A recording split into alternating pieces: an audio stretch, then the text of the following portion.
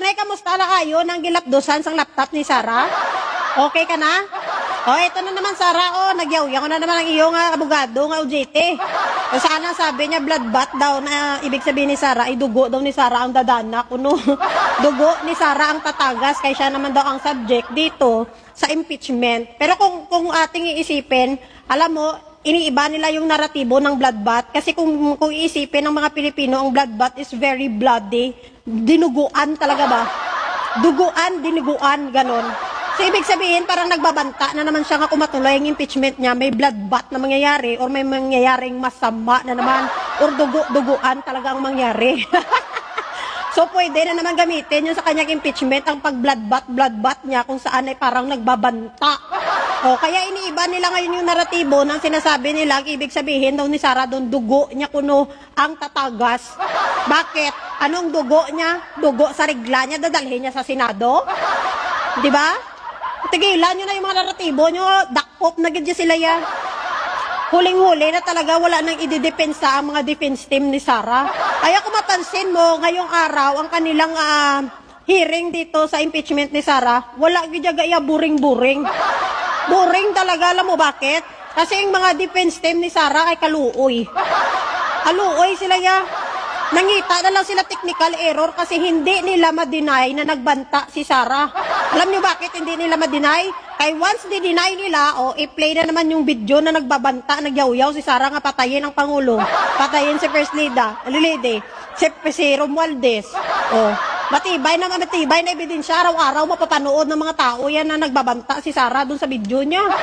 Huwag na natin lukuhin yung mga sarili natin. Alam natin na nagbanta si Sara Duterte. Pero itong mga DDS, syempre hindi nila i-admit sa sarili nila yan. Syempre puo nila yan. Pero kung iisipin natin, kung tayo normal na Pilipino, normal yung isip natin, yung pagkasabi na gano'n ni Sara, alam natin na nagbabanta siya. Kasi kahit tayo, di ba, may mag-text lang sa atin o magsalita sa atin yan na nagbabanta na sila, papatayin kita. May hinair ako na patayin ka. O sa tingin mo, hindi ka magrimpwal? Di ba? Hindi ka ba kabahan? Hindi ka ba matatakot?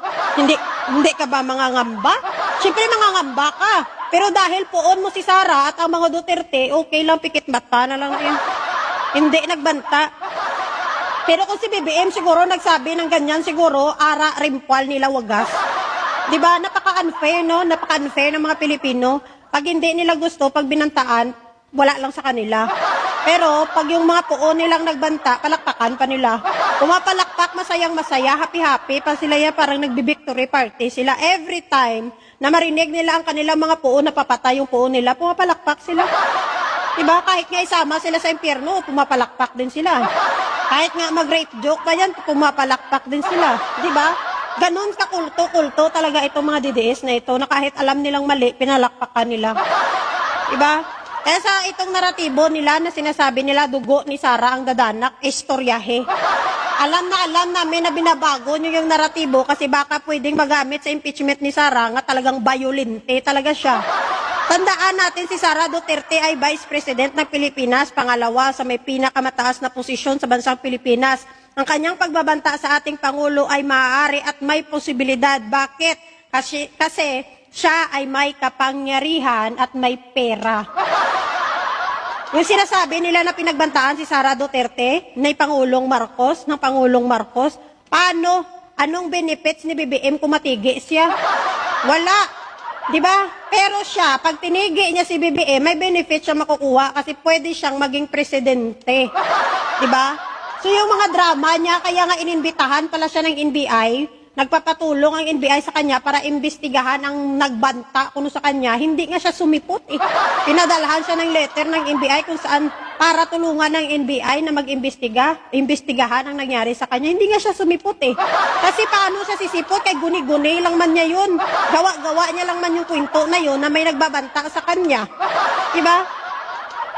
Gawa-gawa lang yun. Alam nyo bakit? Wala siyang ebidensya. Pero ang pagbabanta niya kay Pangulo, kay First Lady, tsaka kay Romualdez, ay mayroon talaga. Kasi siya mismo at galing mismo yun sa kanyang bunganga. Not only once, not only twice, not only thrice, how many times sila ng mga pamilya Duterte na nagbabanta nga patayin nila si Pangulong Marcos. At not only mga Duterte, kahit yung mga alagad nila, ilang beses na nagsabi patayin nila yung Pangulo. Di ba? Ay, tigilan nyo na yan. Yung mga kakultuhan nyo, yung pinapaniwala nyo yung sarili nyo na mabait ang Duterte. Diyos ko, maawa kayo sa sarili nyo. Hindi lang sarili nyo yung niluloko nyo, di ba? Niluloko nyo yung ibang tao at niluloko nyo din sarili nyo. O, ti kailan kayo magbabago?